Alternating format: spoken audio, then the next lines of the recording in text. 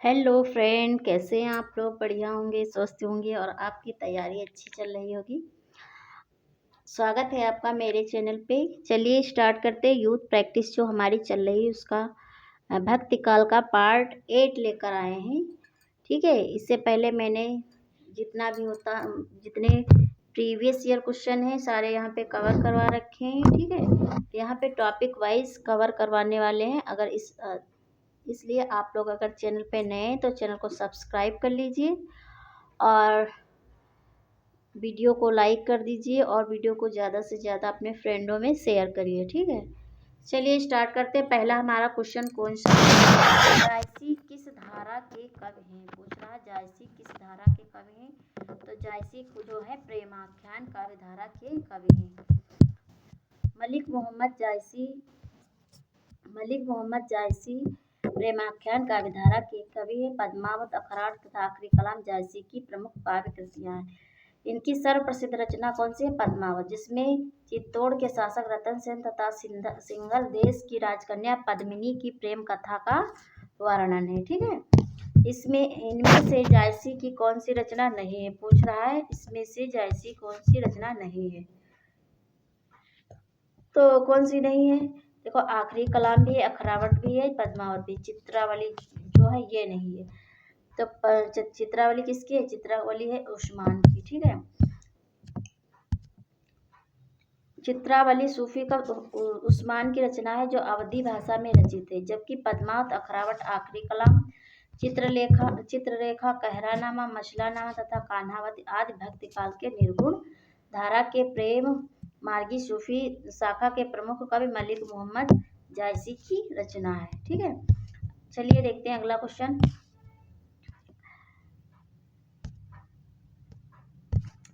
ये सारे previous year question हैं। आप लोगों का इसमें बहुत बेनिफिट होगा अगर आप लोग इनको बार बार देखते हैं। पद्मावत को समासोक्ति किसने कहा है? तो किसने कहा? आचार्य रामचंद्र शुक्ल ने कहा है। मलिक मोहम्मद जायसी द्वारा रचित प्रमुख सूफी पद्मावत को आचार्य रामचंद्र शुक्ल ने समासोक्ति काव्य कहा है। जबकि डॉक्टर शंभुनाथ सिंह ने पद्मावत को क्या कहा? प्रतीकात्मक काव्य। क्या कहा शंभुनाथ ने?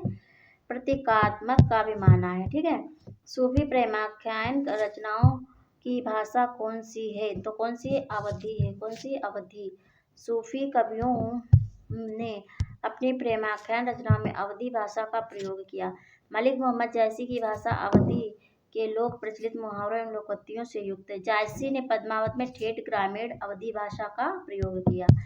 मलिक मोहम्मद जायसी को जायसी कहा जाता है क्योंकि वे जायस नामक स्थान के निवासी थे, इसीलिए इनको जायसी कहा जाता है।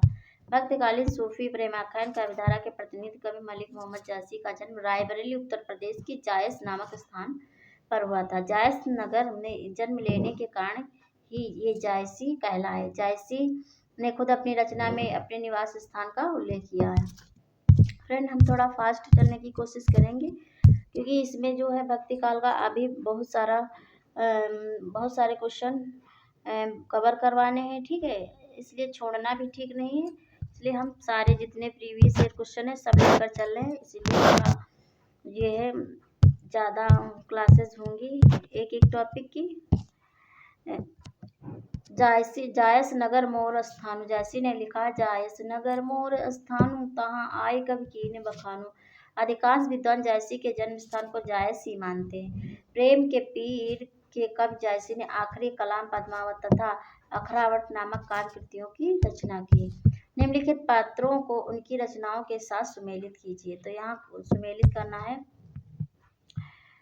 पात्रों को उनकी रचनाओं के साथ। तो देखते हैं, देखिए, मैना है कौन? चंदायन।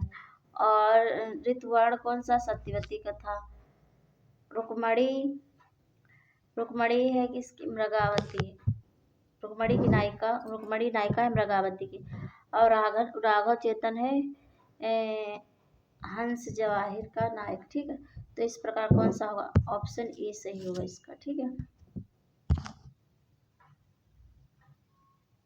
पात्र हैं ये। ठीक है, इनके सब। चलिए देखते हैं रचना, वर्ष, रचनाकार और पात्र सभी जगह देख लेते हैं। रचना, वर्ष, रचना वर्ष, रचनाकार पात्र तो चंदायन है 1379 ईस्वी में, और रचनाकार इसके मुल्ला दाऊद है। पात्र है मेना लोरिक चंदा। और सत्यवती कथा का वर्ष है कौन सा? 1501 ईस्वी, ठीक है। और इसके रचनाकार है ईश्वर दास। पात्र है ऋतुवर्ण और सत्यवती। मृगावती का वर्ष है 1501 ईस्वी और रचनाकार कुतुबन है, और पात्र को रुक्मणी राजकुमार है। और पद्मावत का वर्ष कौन सा? 1540 और रचनाकार है जायसी, और इसके पात्र राघव चेतन, रतन सेन, पद्मावती, नागमती। हंस जवाहिर का वर्ष है 1731 ईस्वी और रचनाकार है कासिम शाह, और इसके पात्र हंस राजा, जवाहिर रानी, ठीक है। अगला देखते हैं। जायसी के श्रृंगार में मानसिक पक्ष प्रधान है, शारीरिक गौण है। यह कथन किस आलोचक का? ये आचार्य रामचंद्र शुक्ल का है। किसका? आचार्य रामचंद्र। जैसे कि श्रृंगार में मानसिक पक्ष प्रधान है, शारीरिक गौण है, यह कथन आचार्य रामचंद्र शुक्ल का है। जैसी सूफी काव्य धारा के प्रतिनिधि कवि माने जाते हैं।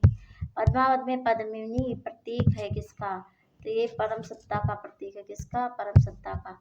पद्मावत 1540 ईस्वी प्रेमाख्यान परंपरा के प्रसिद्ध कवि मलिक मोहम्मद जायसी की रचना। यह एक प्रबंध काव्य है। इसके भागों को खंड कहा जाता है। इसमें कुल 57 खंड है। यह 2 भागों में विभाजित है, पूर्वार्ध और उत्तरार्ध में।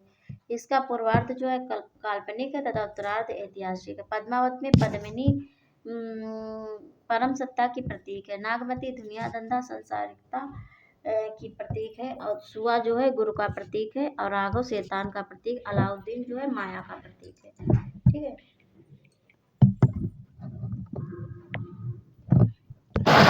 देखते हैं, अगला क्वेश्चन देखते हैं।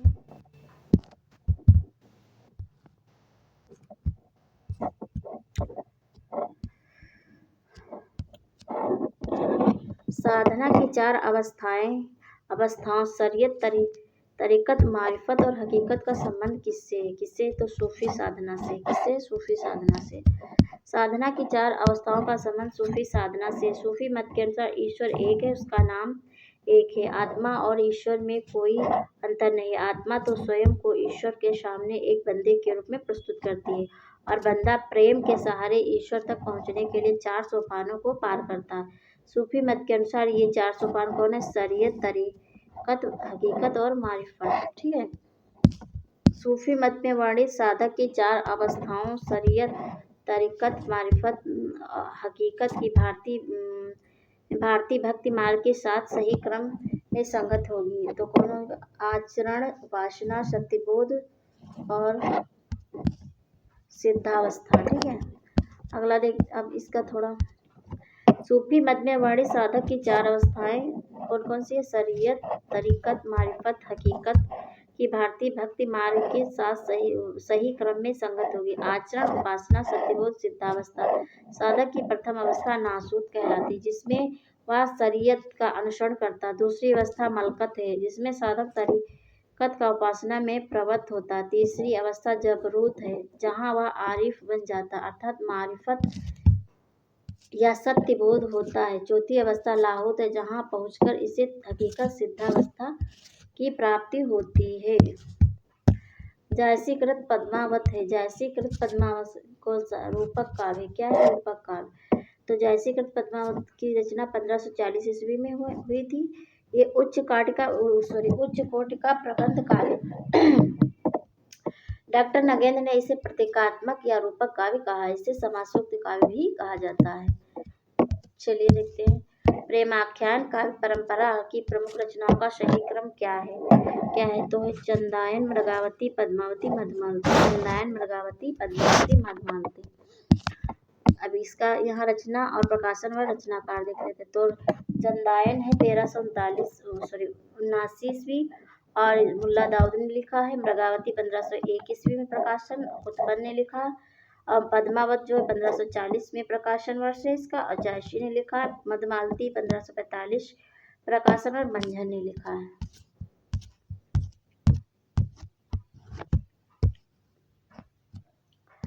आचार्य रामचंद्र शुक्ल ने प्रेमाख्यान का परंपरा का प्रथम कवि किसे माना? तो किसे माना है? कुतुबन को। आचार्य रामचंद्र शुक्ल ने प्रेमाख्यान काव्य परंपरा का प्रथम कवि कुतुबन को माना। प्रेमाख्यान काव्य परंपरा का प्रथम कवि उनकी रचना है एवं मानने वाले विद्वान की सारणी देख लेते हैं, निम्नवत है। अब यहाँ प्रस्तोता, रचना, प्रकाशन वर्ष, रचनाकार देख लेते हैं। तो गणपति चंद्र गुप्त, डॉक्टर नगेंद्र हंसावली इनकी रचना है और इसका प्रकाशन 1370 ईस्वी में।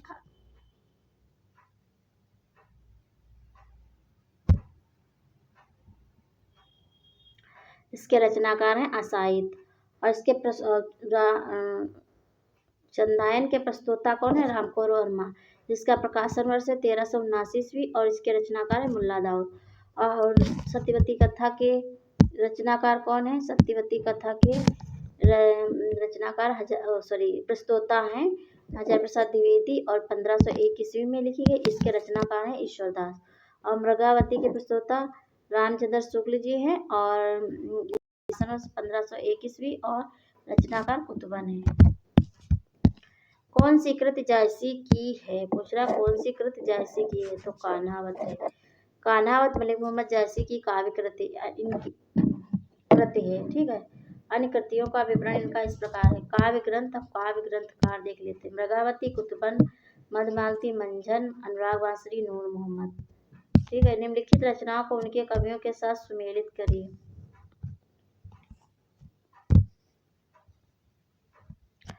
तो हंसावली किसकी हो गई? हंसावली कवि असाहित। ठीक है। हाँ, हंसावली कवि असाहित और चंदायन है किसकी? मुल्ला दाऊद की।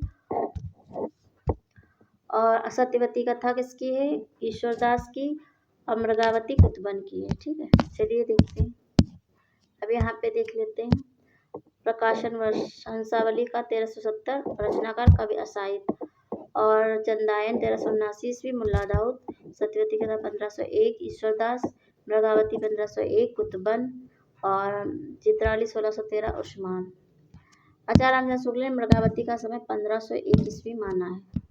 अगला क्वेश्चन, सूफी काव्य का उद्देश्य क्या है? आप लोग बताइए। प्रेम निरूपण, काव्य निरूपण, इस्लाम धर्म का प्रचार, राष्ट्रीय चेतना। आप लोग कमेंट बॉक्स में बताइए। तो मृगावती का उद्देश्य है सूफी काव्य का उद्देश्य प्रेम के माध्यम से ईश्वर की प्राप्ति का मार्ग प्रशस्त करना। इसमें स्त्री को परमात्मा तथा पुरुष को आत्मा के रूप में चित्रित किया गया। अतः सूफी काव्य सर्व प्रमुख उद्देश्य प्रेम निरूपण है। ठीक है। प्रेम चिंगारी किसकी रचना है? तो प्रेम चिंगारी किसकी रचना है? तो प्रेम चिंगारी अली शाह की कृति है। किसकी है? अली शाह की। इसमें दिया नहीं है। शेख निसार की यूसुफ जुलेखा तथा शेख नबी की ज्ञानदीप नामक कृति है। निम्नलिखित रचनाओं को कवियों के साथ सुमेलित कीजिए। ठीक है। तो यहाँ पे देख लेते हैं। मृगावती किसकी है? कुतुबन की। और मधुमालती किसकी है? मंझन की। चंदायन मुल्ला दाऊद, जायसी अखरावट जायसी की। तो इस प्रकार कौन होगा? ऑप्शन सी सही होगा इसका। देख लेते हैं यहाँ पे। काव्य ग्रंथ, प्रकाशन वर्ष और काव्यकार। मृगावती 1501 ईस्वी, कुतुबन। मधुमालती 1545 ईस्वी, मंझन। चंदायन 1379 ईस्वी, मुल्ला दाऊद। अखरावट मलिक मोहम्मद जायसी। चित्रावली 1613 ईस्वी, उस्मान। जायसी ने अपनी किस काव्य कृति में कयामत का वर्णन किया है? तो किसमें? आखिरी कलाम में। जायसी निर्गुण धारा के प्रेम मार्गी शाखा सूफी काव्यधारा के प्रमुख कवि हैं। उपयुक्त सभी रचनाएं जायसी की ही हैं। जायसी प्रसिद्ध सूफी फकीर शेख मोहिउद्दीन के शिष्य थे। ठीक है। अब यहाँ देख लेते हैं रचना और उनकी विषय वस्तु देख लेते हैं। तो रचना, आखिरी कलाम, कयामत का वर्णन तथा मुगल बादशाह बाबर की प्रशंसा। अखरावट में वर्णमाला के एक एक अक्षर को लेकर सिद्धांत संबंधी तत्वों से भरी चौपाई है। कहरानामा में आध्यात्मिक विवाह का वर्णन है। यह कहरवा शैली में लिखा गया। मसलानामा में ईश्वर भक्त के प्रति प्रेम निवेदन है। खुशबेरी के अनुसार फना का अर्थ है क्या है? बताइए आप लोग कमेंट बॉक्स में।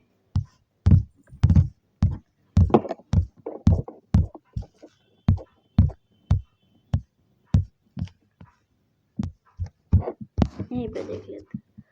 हुजबेरी के अनुसार फना का शब्द का अर्थ है किसी वस्तु की अपूर्णता का ज्ञान और उससे पाने की इच्छा से विरत होना। ठीक है। सूफी हुजवेरी ने कहा कि जब लोग ये समझते हैं कि फना का अर्थ सत्ता और इस मनुष्य शरीर का नष्ट होना, तब वे भूल करते हैं कि फना का वास्तविक मतलब यह है कि त्रुटियों के प्रति मनुष्य सचेतन हो जाता है और उसकी चाहत में विरत हो जाता है। यह बिल्कुल नामुमकिन है कि परमात्मा के गुण मनुष्य के गुण बन जाए अथवा परमात्मा के गुण मनुष्य के गुण में आ जाए।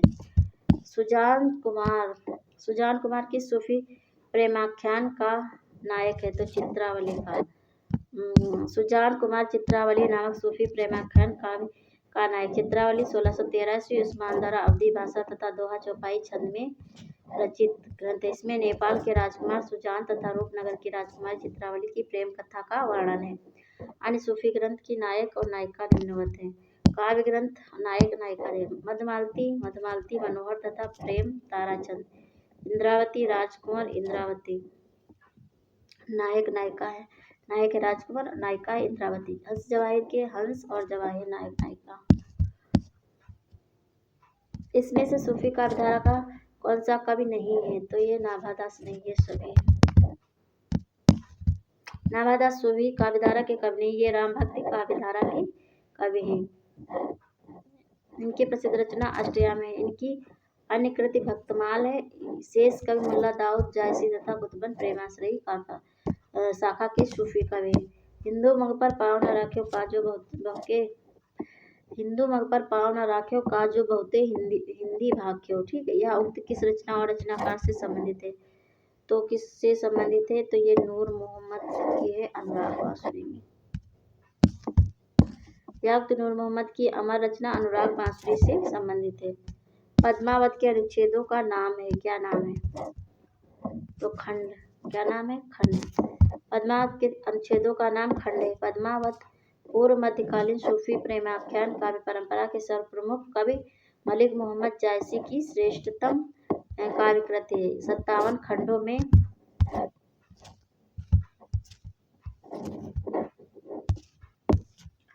विभाजित इस रचना के प्रथम खंड में चित्तौड़ के राजा रतन सेन एवं सिंघल राजकुमारी पद्मावत के विवाह तक की काल्पनिक घटनाएं तथा दूसरे भाग में ऐतिहासिक वर्णन है। पद्मावत रोमांचक शैली में लिखा गया कथा काव्य। इसके विभिन्न दार्शनिक तत्वों के प्रतीक भी, अतः इस दृष्टि से इसे रूपक काव्य भी कहते हैं। प्रेमाख्यान काव्य परंपरा सूफी कवियों का मुख्य दर्शन है, क्या है तो तवस्सुफ है। क्या है? तवस्सुफ।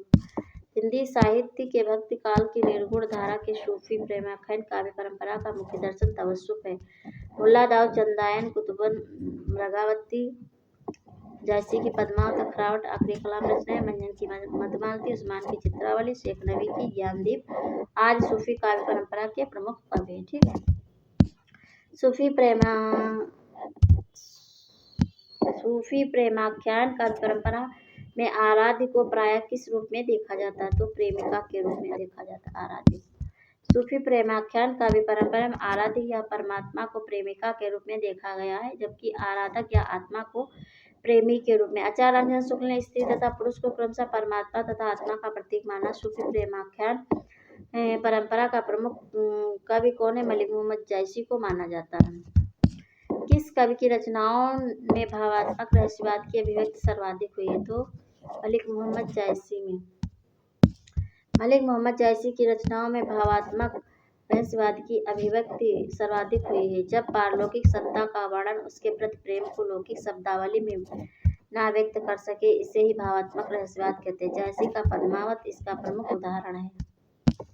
निम्नलिखित में से कौन सी रचना मलिक मोहम्मद जायसी की नहीं है तो नागमती नहीं है। कौन सी? नागमती विरह नहीं है। ये अखरावट आखिरी कलाम पद्मावत ये सभी हैं। नागमती विरह जायसी की रचना नहीं, जबकि अखरावट आखिरी कलाम पद्मावत जायसी की रचनाएं हैं। ठीक है। पद्मावत को सूफी का मानने से इनकार करने वाले आलोचक इनमें से कौन है तो कौन है? विजय देव नारायण शाही। पद्मावत को सूफी काव्य मानने से इनकार करने वाले आलोचक विजय देव नारायण शाही हैं। ये पद्मावत को एक त्रासदी मानते हैं। रामचंद्र शुक्ल, हरिप्रसाद द्विवेदी तथा नामवर से पद्मावत को सूफी काव्य मानते हैं।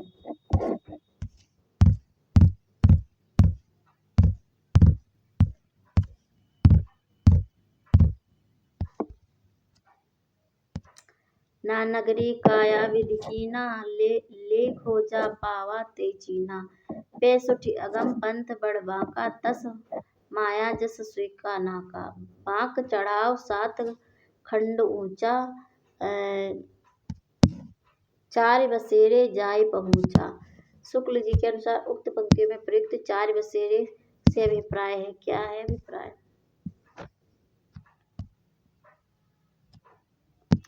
प्रत्याहार, धारणा, ध्यान और समाधि नामक योग के अंग शरीयत, तरीकत, मारिफत और हकीकत नामक 4 सोपान यही है। बी और सी। प्रस्तुत पंक्तियां कीना 4 बसेरे जाय पहुंचा में प्रयुक्त 4 बसेरे में आचार्य रामचंद्र शुक्ल का अभिप्राय प्रत्याहार, धारणा, ध्यान और समाधि नामक योग के अंग एवं शरीयत, तरीकत, मारिफत और हकीकत नामक 4 सोपान हैं। सूफी काव्यधारा के पहले कवि हैं। कौन है बताइए जल्दी से। तो कौन है? मुल्ला दाऊद है। कौन है? मुल्ला दाऊद। सूफी काव्यधारा के पहले कवि मुल्ला दाऊद हैं। इनकी प्रसिद्ध कृति चंद्रायन, जिसका समय 1379 ईस्वी में, जबकि आचार्य रामचंद्र शुक्ल ने कुतुबन को प्रथम सूफी कवि माना है। अब राम काव्यधारा पे आते हैं। ठीक है। कलि कुलिस जीव निस्तार, हित वाल्मीकि तुलसी भयो। उक्त किस कवि द्वारा रचित है? तो किसके द्वारा? नाभा दास द्वारा। कलि कुलिस जीव निस्तार, हित वाल्मीकि तुलसी भयो। उक्त कवि नाभा दास द्वारा रचित है। नाभा दास स्वामी अग्रदास के शिष्य थे। इनकी प्रमुख कृतियां भक्तमाल, अष्टयाम। निम्नलिखित में से राम भक्ति काव्यधारा के कवि नहीं है, बाकी ये सब राम भक्ति काव्यधारा। गदाधर भट्ट राम भक्ति काव्यधारा के कवि नहीं है। गदाधर भट्ट कृष्ण भक्ति परंपरा के गौड़ी संप्रदाय के कवि हैं। यह रघुनाथ भट्ट गोस्वामी के शिष्य तथा भागवत के अद्वितीय वक्ता थे, जबकि गोस्वामी तुलसीदास, नाभादास तथा हृदय राम भक्ति परंपरा के कवि हैं।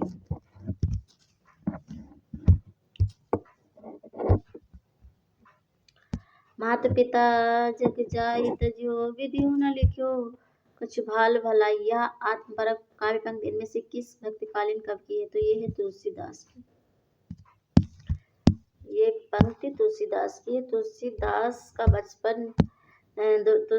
बचपन जो घोर दरिद्रता असहाय अवस्था में बीता था। इन्होंने लिखा, मात पिता ने दुनिया में पैदा करके मुझे त्याग दिया, विधाता ने भी मेरे भाग्य में कोई भलाई नहीं लिखी। ठीक है। तुलसीदास का जन्म 1532, मृत्यु 1623 में हुई। इनके तुलसीदास के माता पिता का नाम क्रमशः क्या था? तुलसी और आत्माराम। इनकी पत्नी का नाम रत्नावली तथा इनके शिक्षा गुरु सनातन थे। नाभादास ने तुलसीदास को कलिकाल का वाल्मीकि कहा है। किसने कहा? नाभादास ने। अमृतलाल नागर ने क्या कहा? मानस का हंस। किसको? तुलसीदास को। गोस्वामी तुलसीदास द्वारा रचित 12 ग्रंथ प्रमाणिक माने जाते हैं। कौन कौन है? दोहावली, कवितावली, रामायण, कवितावली, गीतावली, रामचरितमानस, रामाज्ञा प्रश्न, विनय पत्रिका, रामलला नेचु, पार्वती मंगल, जानकी मंगल, भरवे रामायण, वैराग संदीपन एवं कृष्ण गीतावली। गोस्वामी तुलसीदास की भक्ति किस प्रकार की है? तो दास्य भाव की। कैसी है? दास्य भाव की। गोस्वामी तुलसीदास की भक्ति जो है दास्य भाव की है। गोस्वामी तुलसीदास का जन्म 1532, मृत्यु 1623 ईस्वी। इनके पिता का नाम आत्माराम तथा माता का नाम तुलसी था। इनकी पत्नी का नाम था रत्नावली। इनके दीक्षा गुरु नरहरियानंद थे। दीक्षा गुरु। ठीक है। गोस्वामी तुलसीदास राम भक्ति शाखा के प्रतिनिधि कवि है। तुलसीदास रामानुजा के श्री संप्रदाय और विशिष्टाद्वैतवाद से प्रभावित है। तुलसीदास जी ने रामचरितमानस, विनय पत्रिका, कृष्ण गीतावली, रामलला नेचु, दोहावली, भरवे रामायण, रामाज्ञा प्रश्न, गीतावली जैसी प्रसिद्ध काव्य कृतियों की रचना की। राम भक्ति काव्यधारा से संबंध नहीं है। किसका नहीं? गदाधर भट्ट का। गदाधर भट्ट कृष्ण काव्यधारा से संबंधित कवि हैं। राम भक्ति शाखा के प्रमुख कवि उनकी रचना है। तुलसीदास रामचरितमानस, विनय पत्रिका, रामाज्ञा प्रश्न, विष्णुदास रुक्मणी मंगल स्वर्गारोहण, ईश्वरदास भरत मिलाप अंगद पेश, स्वामी अग्रदास अष्टयाम हितोपदेश, उपखाण बावड़ी, प्राणचंद चौहान रामायण महानाटक और हृदयराम हनुमान नाटक, सुदामा चरित।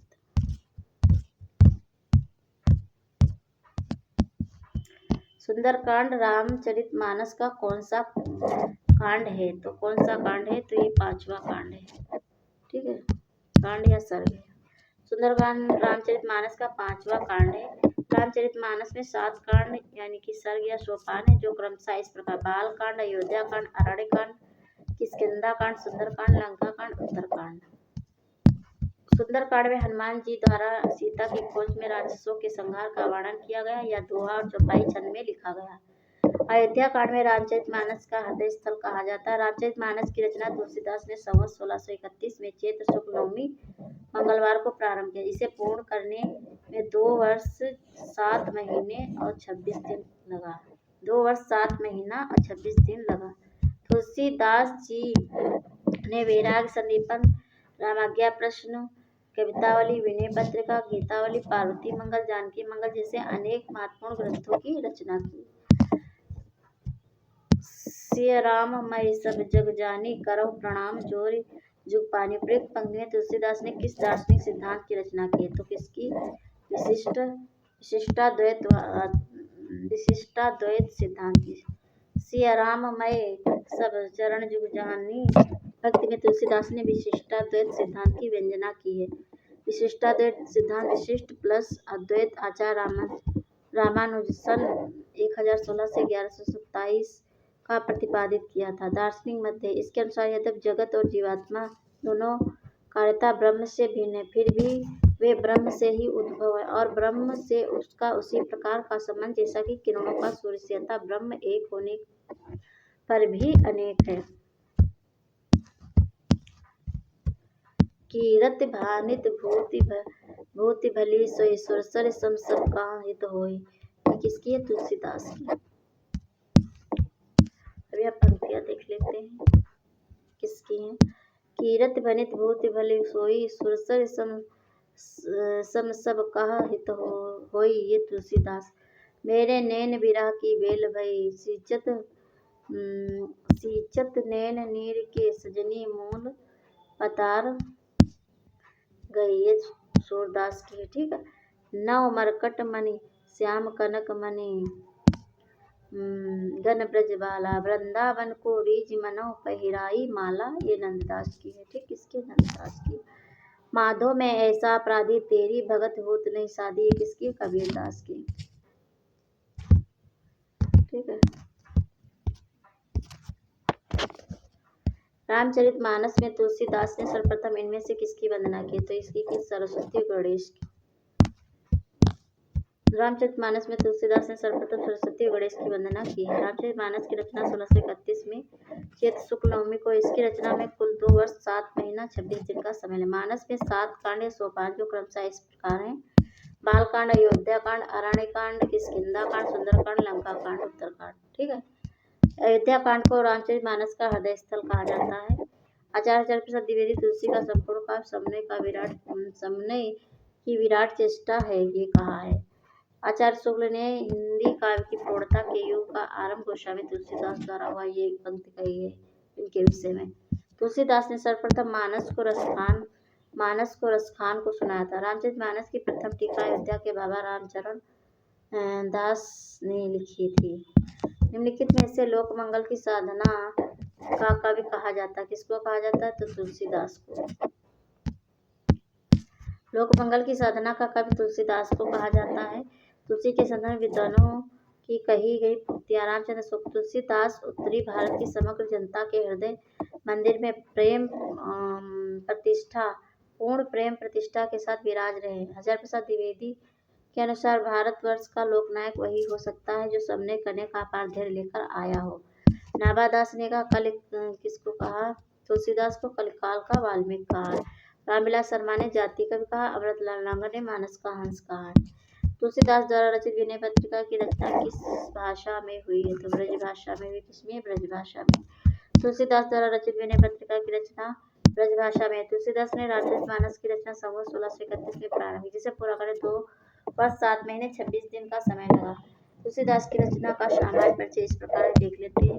रामचरितमानस जो अवधी भाषा में लिखी गई, ठीक है, और रामलला नेहरू अवधी भाषा में, वैराग संदीपन ब्रज भाषा में और दोहावली ब्रज भाषा में।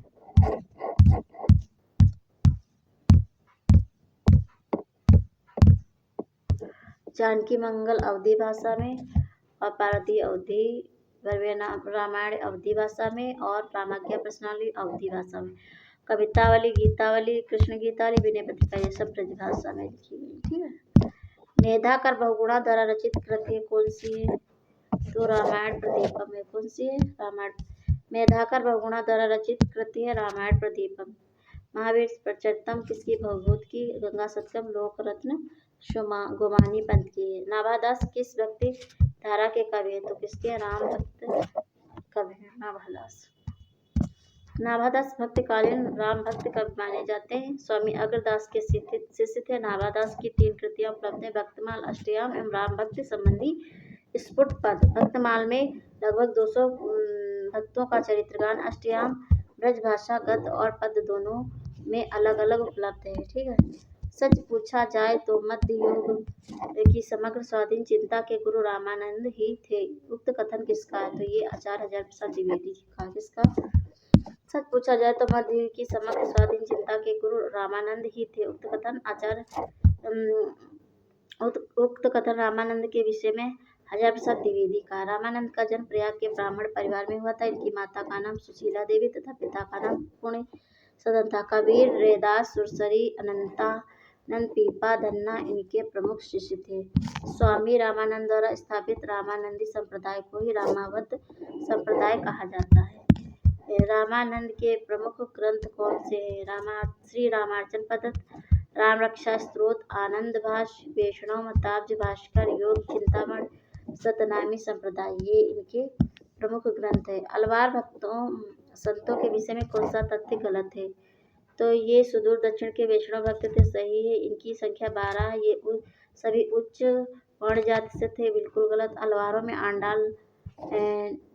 अंडाल नाम की एक महिला भक्त थी, ये भी सही है। तो इसमें कौन सा सही नहीं पूछ रहा है? ऑप्शन से दिए गए तथ्यों में से ये सभी उच्च वर्ण जाति के थे, ये तथ्य सही नहीं है। ठीक है। आज के लिए फ्रेंड इतना ही, और अगले जो है क्वेश्चन हम नेक्स्ट वीडियो में लेकर आएंगे। इसलिए अगर आप लोग चैनल पे नए हैं तो चैनल को सब्सक्राइब कर लीजिए और बेल आइकन को प्रेस कर लीजिए। नमस्कार, थैंक्स फॉर वॉचिंग।